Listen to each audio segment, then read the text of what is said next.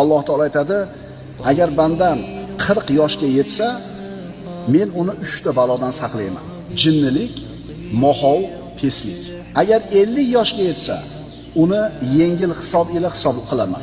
Agar 60 ga kirsa, men unga tavba qilishni mahbub qilib qo'yaman. 60 ga kirgan odam tavba qilishga qalbi moyil bo'lib qoladi. Agar 70 yoshga yetsa, bu odam umri. Maloikalar uni yaxshi ko'radi. Agar 80 yoshga yetsa, agar 80 ga yetsa, yaxshiliklari yozilib, yomonliklari bekor qilinadi. Islomda yoshi ulg'aygani mu'min uchun yaxshi.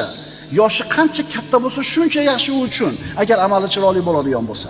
Agar yoshi 90 ga yetsa, qolatil malaikatu, maloikalar bu odam haqida aytishadi. Asirullohi fi ardihi. Allohning yeridagi asiri. Alloh ushlab turibdi buni. Allohning asiri. Ana shu 90 ga kirgan